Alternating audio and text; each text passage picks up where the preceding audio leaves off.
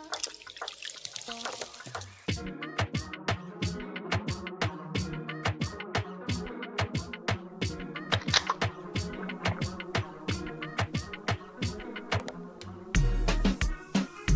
that was cold.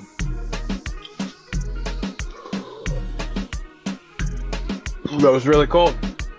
Welcome back to another episode of Two Drunk Guys in a Football Podcast. I'm your host, Marcus the Hammer Mary. And I am Skinny Domestic.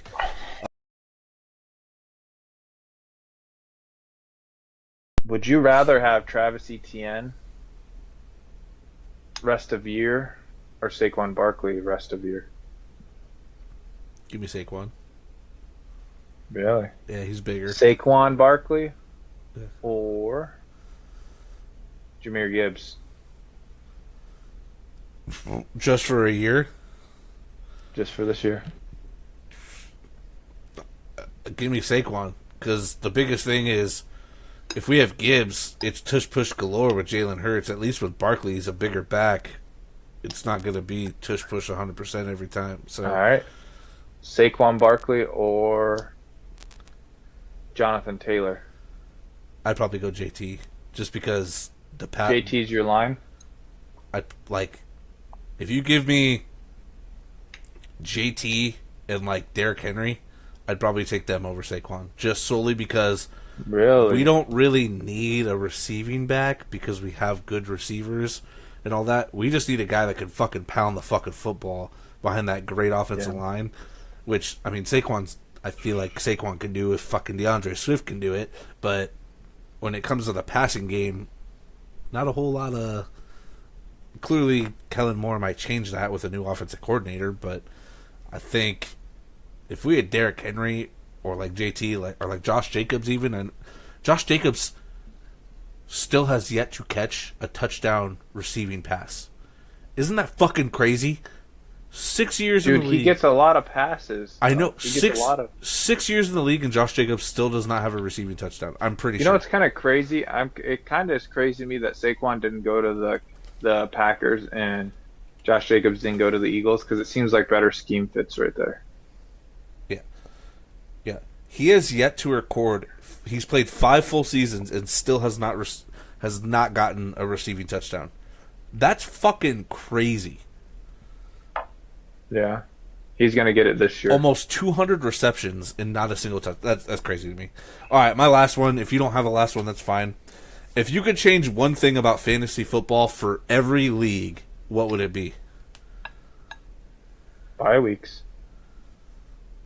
I think the NFL, since they've switched it, I feel like the NFL has screwed up the bye weeks. And so you're having bye weeks on week 14, which is some people's fantasy playoffs, week 15. Bye-mageddon, you're getting to the point where you're getting to the point where it would really screw over teams and stuff like that. I almost feel like, and obviously it's far-fetched and it's not a rule. I've been listening to people talk about this though, but maybe I think Field Yates actually brought this up, and I actually think it was kind of interesting. I don't know if I'd ever do it in the league, but having being able to use it once a year for whatever player you have on your roster, up to that point, taking their average points per game, and you can use that on a bye week. Because week 14, half the leagues are gonna at week 14 there's 6 fantasy relevant teams that are on a bye week, and if you're someone that's fighting for a playoff spot and you don't have anything, say you're like, okay, well, can I use CMC for this week? He averages 22 points, and that gets put in the lineup. I mean, it probably wouldn't work great, but I mean, maybe if anyone could do it at any week once a time. That's actually kind of smart. Yeah. Because bye weeks. Because week 14 is the last week of this season. That that's like you said, people are fighting for pain. So you'd have to change.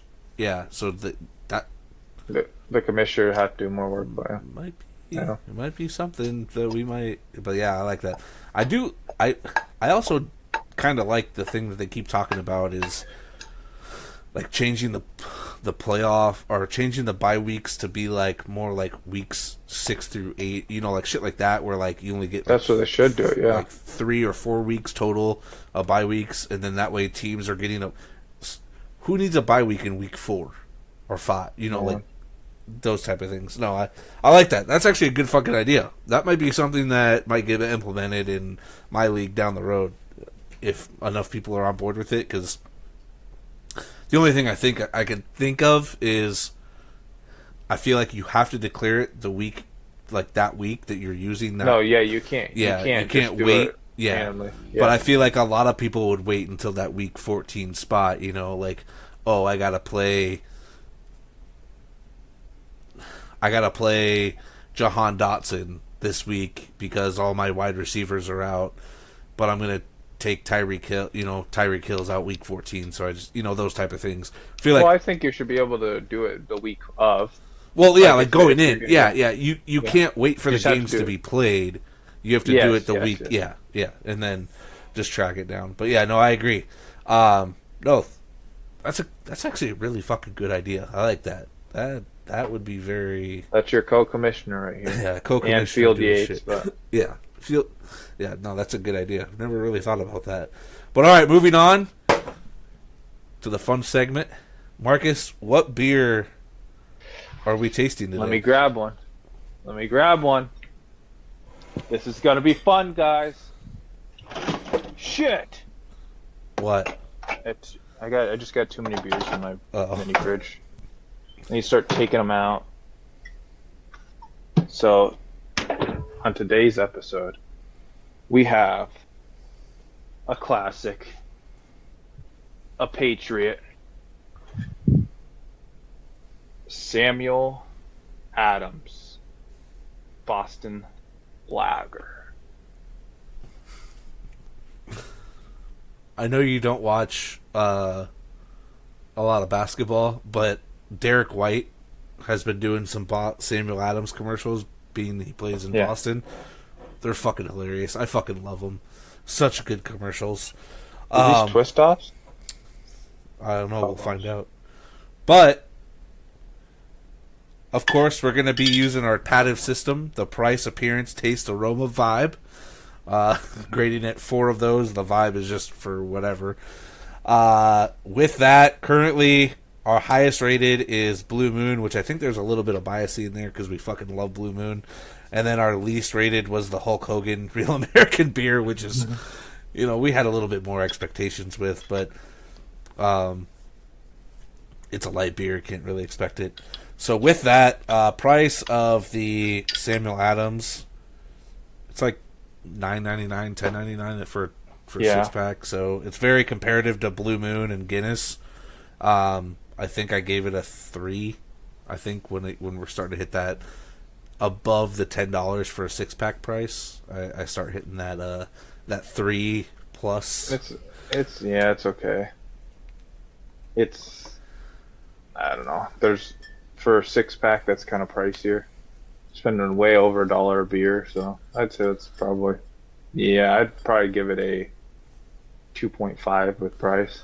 Okay, so 2.75. I feel like I just need to like write these down because like if I'm paying the same price, because I might say 3 for Blue Moon, but I could have said like 2.5 for Blue Moon. I don't fucking remember. Well, it's okay because it's different though, Yeah. especially with how you feel about it. All right, and then the appearance. Aesthetically very pleasing. The blue and red looks really good. Yeah, it says Brewer Patriot on it. Got the guy Mm-hmm. multiple locations. You got Sam Adams cheering the beers up, so Mm-hmm. with that logo there. I'd probably give it a 4. I know it's simple, but the color, agree. the colors of it, you get that Boston Lager, the Sam Adams character in it. Cheers in a beer. We cheers our beers. Yep. I like the red up here, the little tag up here. Yeah. I enjoyed that. I'd say I give it a solid 3.5. So 3.75 out of 5. All right, and then we got to do the taste and aroma, which it is not a twist off.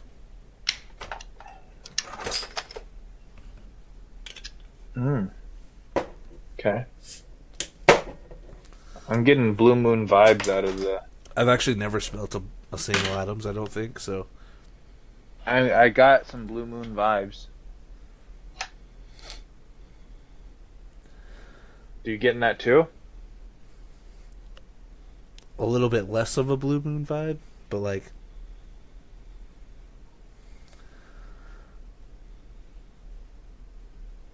I give it a 3.5. It doesn't smell bad. It does have a smell. It's not as I good would as say it's not as good of a Blue Moon smell. I'd give it a 3. So 3.25. Yeah, I'd give it a 3. It's pretty decent. It smells fruity though, a little bit. Yeah. All right, and then the best part, the taste. Hmm.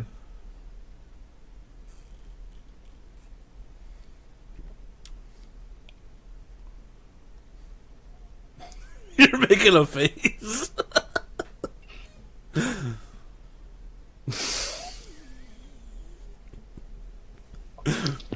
I can see through those glasses when I see your eye.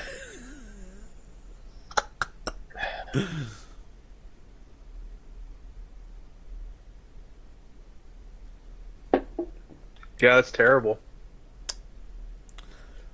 To me, it's That's very awful. like in the middle. It's like what an average beer should taste like. It doesn't taste bad, but it doesn't taste good. So 2.5, right in the middle for me. Like it doesn't taste bad, but it doesn't taste great. I'll give it one more college try, but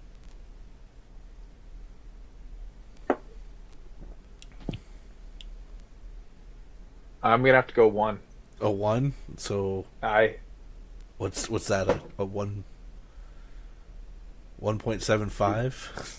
wouldn't it be wouldn't no, wouldn't it be a yeah, it would be 1.7. You really don't like the taste of it? No, it's very bad. It tastes like a fucking yeah, I don't like that. It literally just tastes like a very average beer. I'm picky with my beer with stuff like that. I Yeah. mean, I'll drink it. Like it's not like I'll take that. I'll give it a 1.5 because I would drink this if I had to drink this, but I don't enjoy this at all. I'll give it a 1.5, but yeah, that's not good.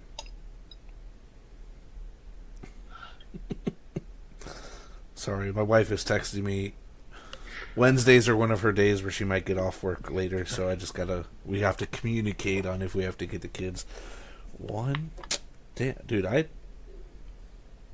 I'm telling you, like it's something I can drink and I will drink, but I do not like it. Mike, my father-in-law, Courtney's stepdad, my father-in-law, he's from Boston, from New England, loves Samuel Adams. This is the first beer I ever had with him. I came out to visit. First thing I got handed was the Samuel Adams. It's just not good.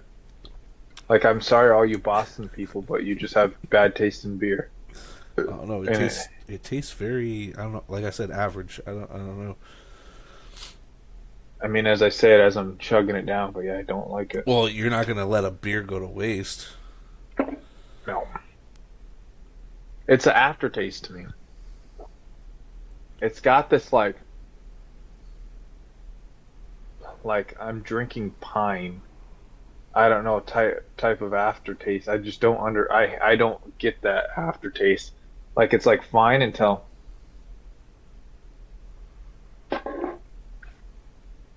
yeah, it's just got a bad aftertaste. So what is Samuel Adams Boston Lager rated? So first off, we got to do the vibe. Oh, vibe.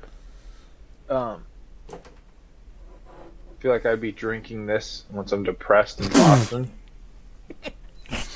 Like I'm sad because I'm in the city of Boston. It's And a it's all beer that you dirty would and be like, fucking- all right, I'm in Boston. It's in every fucking area that I'm going to go to. Maybe I'll have one with my dinner because with you, I guess the taste isn't that great. So like your meal is going to over-succeed the taste. over secede it. Yeah. Um, It's like a chill, like you're just gonna. I'm not gonna drink it heavy. I can tell you that. I'm not gonna have more than 4 or 5. I don't have a place for this beer. I don't have something that I would do that I would say, hey, let me drink a Sam Adams. Like it's like I'm not gonna be in a freaking like I'm not gonna be eating food and be like, I'm gonna drink something that tastes like shit. Like like Boston, this sucks. It's not like it's like disgusting. It's not the it's not disgusting to the point where I'd be like I throw up drinking it, but like this tastes like shit. This sucks. This is not a good beer. I'm sorry, this beer sucks. In my unprofessional opinion, this beer sucks. Mike, I'm sorry, but this beer sucks. We should have got Oktoberfest. Gosh darn it. Should have got Oktoberfest. Skinny's like, oh god. You might have liked it a little bit better. We can try Oktoberfest next. We'll do it down the road. We got to get in all October. We got to get all these other billion beers, that we can get tried. So the vibe for you is Never. not buy it. No, you're better off not purchasing it. Okay, I get it. I honestly, Skinny, and I was just telling your mom how bad it is. I might rather drink Heineken than Sam Adams. And I don't like Heineken. Yeah, this would be a beer like if somebody offered me one, I'm not going to turn you down, but it's not like my go-to. Or like if I'm in Boston, I might have a draft of it just because I'm in Boston. Why not? But, when in Rome. Yeah, like it's not something I'm going to resort to all the time. So vibe is special, very, very, very special in specific occasions. Yes. In case of Marcus' sake, don't fucking buy it. Don't buy it. Does not have the hammer. Now you have another 5 Samuel Adams in your fridge. That's okay. I'm gonna give them to Josh. Bo will drink them. Yeah, Bo or Josh will drink them. So with the overalls here, it's the lowest rated, 2.3 out of 5. Oh, it's the lowest rated beer we've even under Real American beer. Yes, I brought those averages down quite a bit though. What was your average on it? Well, like you said, taste was 2.75. Mine was 2.5. And then the aroma was 3.25. So I think the biggest one was just taste. I mean, it would have been, if you would have even said a 2, it would have been the same rated as Hulk Hogan. So, well, it's good because it doesn't need to be the same rated as Hulk Hogan. Hulk Hogan put out a very mid beer. This is below average beer. Yeah, I get that. All right, moving on. NFL awards. Yes. All right, Marcus, the Hammer Mary. Why don't you go ahead and tell us who your MVP prediction is? I did it last year. I'm gonna do it again. He was hurt.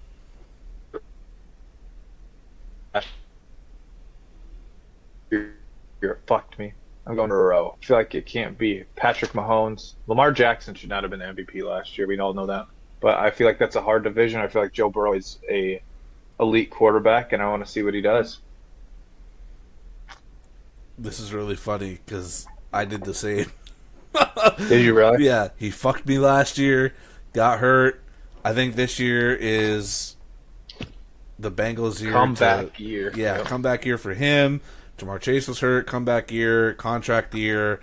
You got T. Higgins trying to work that all that stuff out. When I was looking at it, just statistically from a point where I have like a bunch of like where the quarterbacks are, I just think he has the best option in terms of like throwing for the most yards, most passing touchdowns. Oh, yeah. I think my number 2. I'm not even going to get into that because but I have Joe Burrow as my MVP this year. Let's just hope he stays healthy. That's the biggest one. OPY offensive player of the OPOY offensive player of the year. I copped out. I took CeeDee Lamb. I just feel like there's not a lot of competition on that team. They lost Michael Gallup. Brandon Cooks isn't the player he was in past. Jake Ferguson's there. Zeke is there. I also hear that Rico Daddle is going to be the starting role running back. I don't know if that's true, but if he's a lead back, that's scary. Um, I don't like this Cowboys offense outside of CD and Dak and Jake Ferguson. Obviously, their offensive line should be fine, but I just feel like they're going to throw to CD Lamb, just like how Justin Jefferson's going to be this year. I think they are going to feed him with especially once you pay him. You buy a new car, you want to drive it, man. Mm-hmm. You put some money into it, you want to drive it, and that's how I feel like. I really thought about putting Justin Jefferson here. I just don't feel like the Vikings will have the record to propel him into that. I feel like CeeDee Lamb and Justin Jefferson, I feel like they both could fight for number one. I think that people are too low on Justin Jefferson this year. I also think people are too low on what the ceiling could be for CeeDee Lamb. Like, the dude's special. Yeah, I also went CD. One of my biggest things was Dak. You have Dak, and I love your face. You have Dak, and you have Micah Parsons. Two guys that are looking at. I don't think you can pay both. No. You can pay one or the other with what you currently have, and Dak is going to be on a tear to show that he deserves the contract. I know Micah Parsons. Clearly Micah Parsons is going to play too, but Micah Parsons' play doesn't really affect CD's play. You know what affects CD's play? Dak Prescott. Dak Prescott is going to get the ball, do what he did last year, if not more. He's going to be throwing it. He's going to be chucking it. He's going to be like, I am a top 5, top 3 quarterback in the league, and I deserve that type of money. And his guy is CD. So I definitely have CD doing the Offensive Player of the Year. I think he'll have better numbers than what he did last year, and if not superseding what he did last year by far. Yeah. Defensive Player of the Year, I did TJ Watt. Don't tell me we did 3 of the same. We did, yeah. I think we kind of think similar with this. TJ Watt's been snubbed a lot of years. He's been really, really solid. I think that he is, the Steelers defense has gotten better. Linebackers have gotten better. It's just going to take more pressure off of TJ Watt and allow him to get to the quarterback more and do the things that he does. He was a little bit injured last year, a little bit, so. Yeah, I think. Fuck me. What? I had a bad spill. Very foamy. Are you drinking another Boston Lager? No. Fuck. It wasn't good enough for a second? I don't have one near me. No, but I have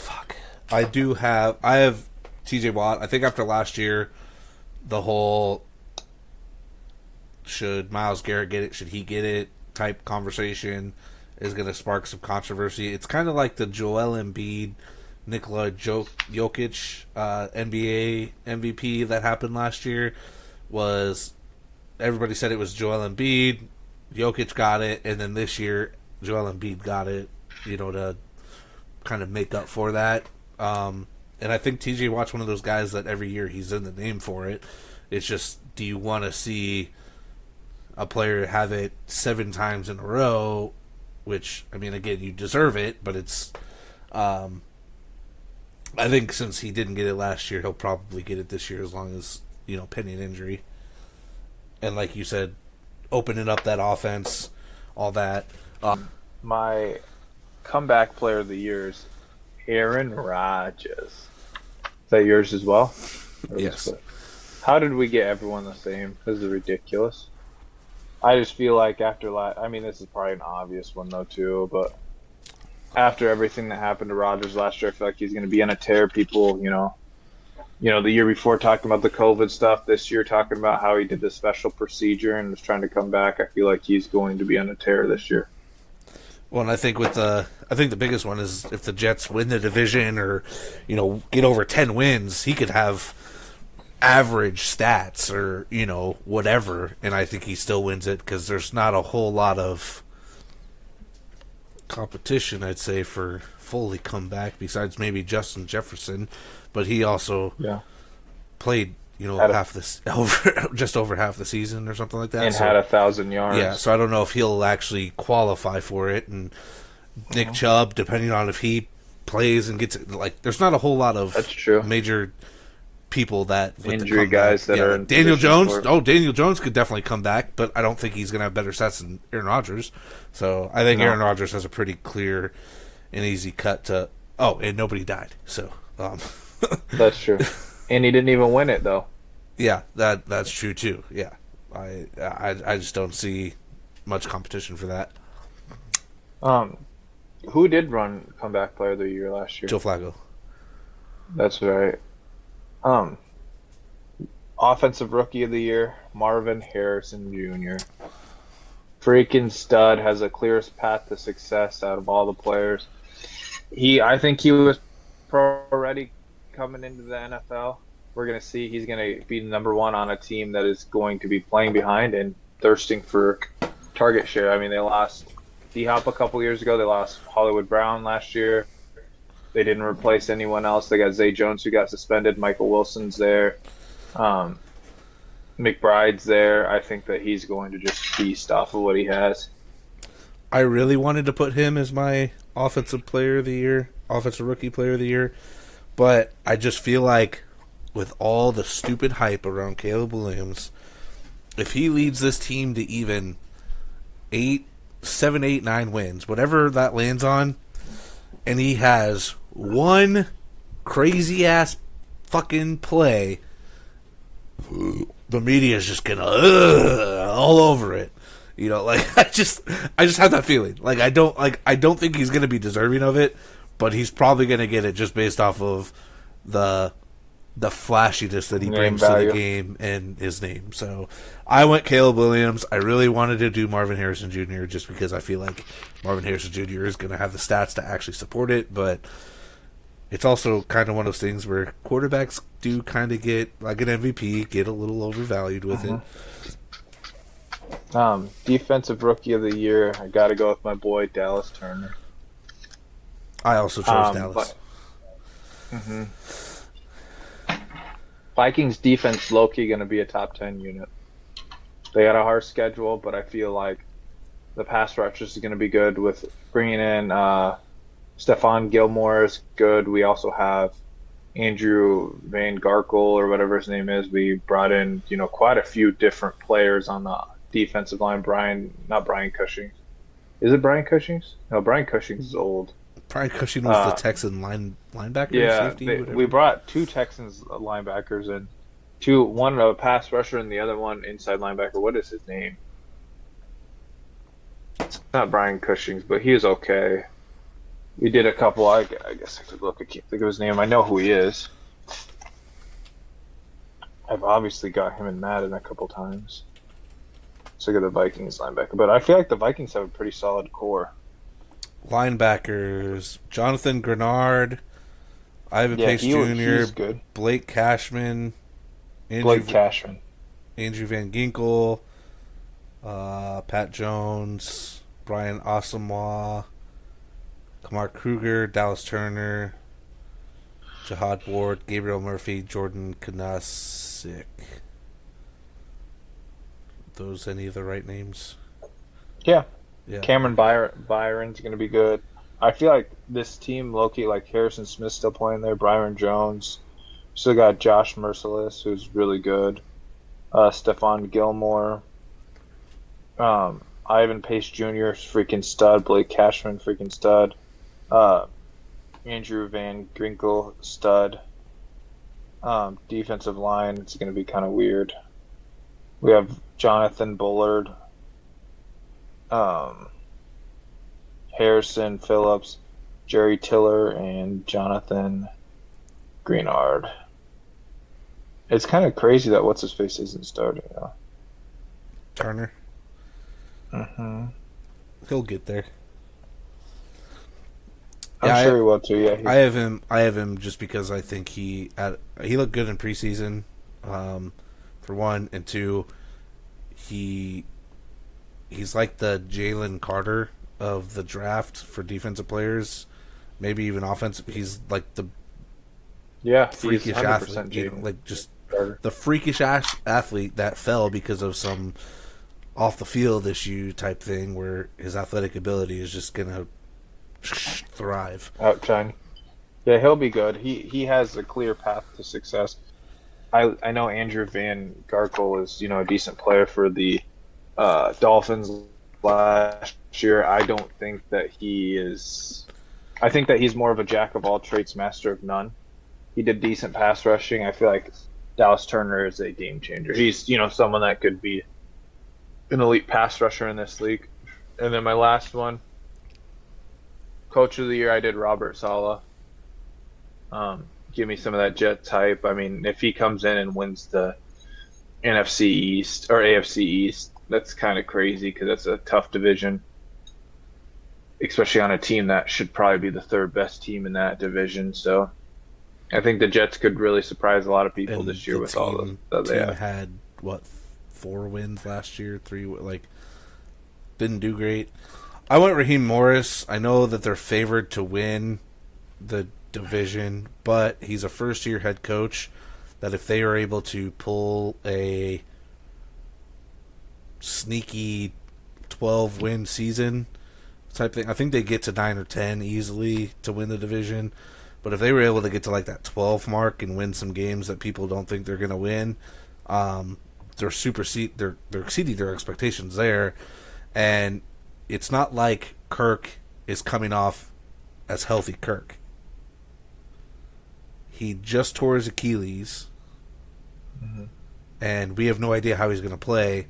So you get an older, injured guy. I just think that if they pull off the 12-plus wins that they potentially could do, it all comes really down to, I think, their defense compared to their offense.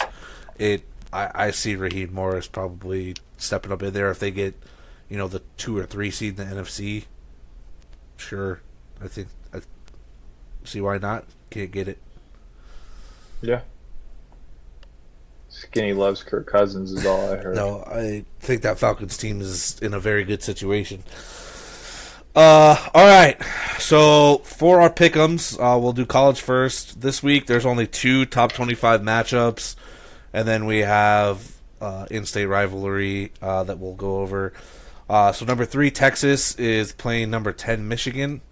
Texas is. Oh, I guess last week I went 1-2. Marcus went 2-1. I shouldn't have bet Clemson. I knew I shouldn't have taken Clemson, but I did. So whatever. But all right. I know what I'm doing. So number 3, Texas versus number 10, Michigan. Texas is favored by 7.5. Marcus, Give me the first upset of the year that I'm gonna call out. Give me Michigan. the first upset. FSU has been upset 2 times in a week. LSU I didn't call that. got upset. I'm going to take FSU. Texas. I think Texas is going to go undefeated this year. I think Texas is a better team. But all right, well, you can take Michigan. That's fine. I think Michigan's taking it a step benefits back. me for my pick'em. So And then the other top 25 matchup is number 14 Tennessee versus number 24 NC State. give me 10. I see. I have Tennessee too. I think Tennessee covers that 8 pretty easily, in my opinion.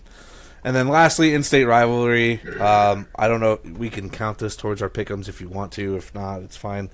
But we have the Iowa State game at Kinnick Stadium on Saturday, 2:30 Central Time. Iowa is favored by 2.5. Give me Iowa without a doubt. Well, I'm taking State because I'm a State fan. But you can have Iowa. That's fine. All right. And then for the Week 1 pick'ems, Marcus. Those there. So, we haven't done this for a long time. Thursday. The day that this will be released. September 5th. 2024 at 7:20 p.m. Central Time or whatever time we're on. The Baltimore Ravens versus the Kansas City Chiefs. And I'm gonna take the Chiefs. Chiefs. I'm taking the Ravens. Really? Yeah. You're no fun. No fun zone. They lost Willie Guy, they lost Snead, they lost some other guy on their defensive end. Baltimore added Derrick Henry. Good luck. I know. I just good luck. Have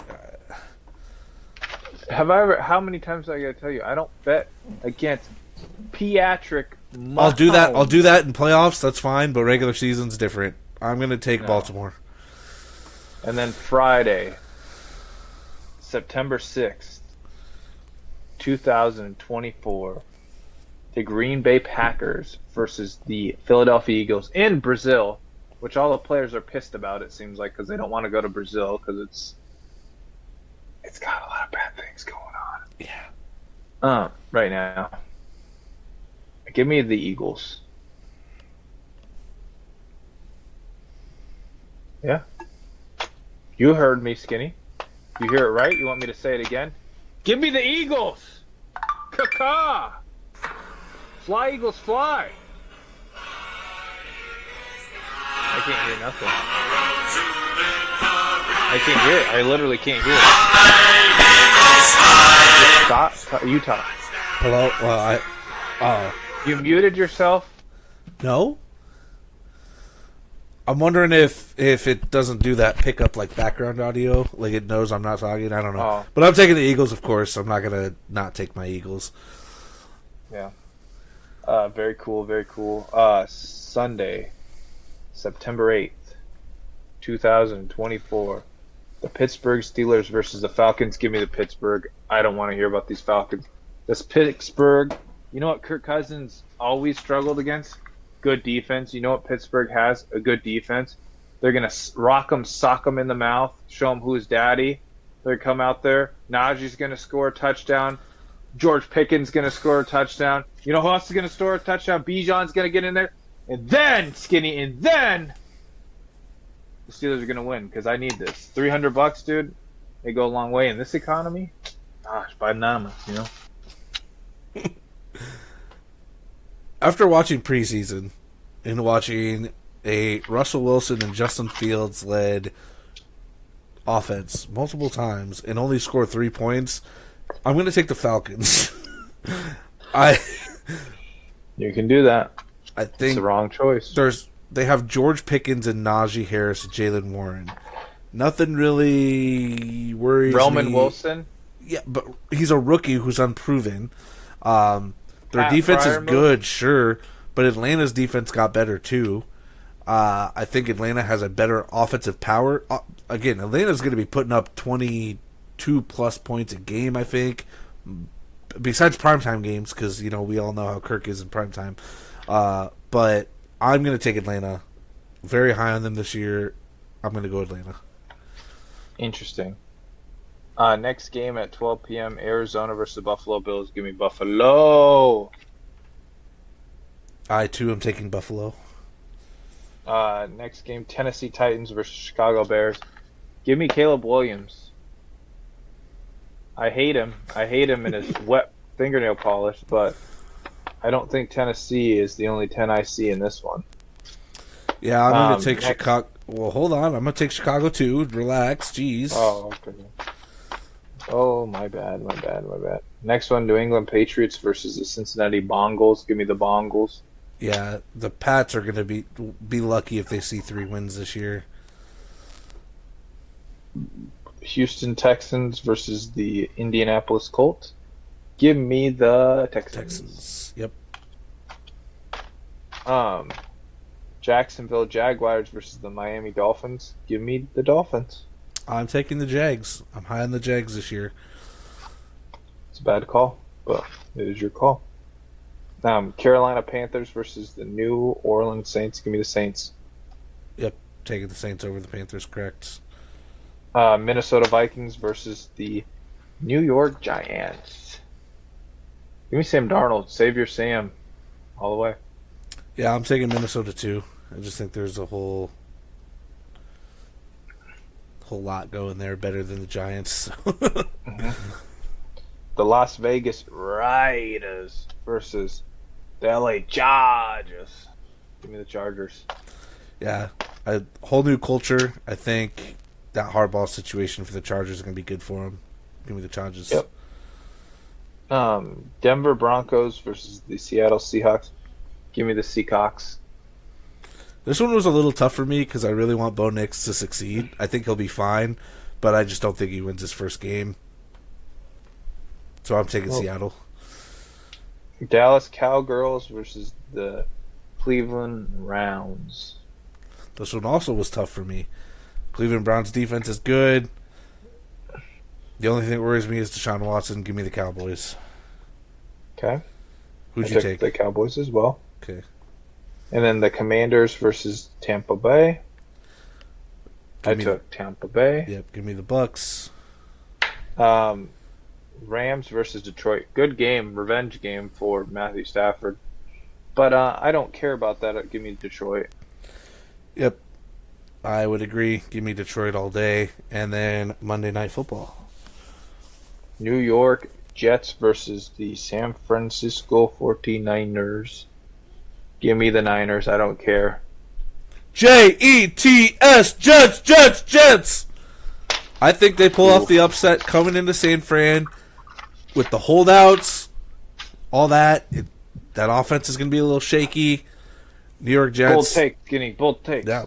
New York Jets, they're ready. They're locked and loaded. They're ready to go. Jets taking it.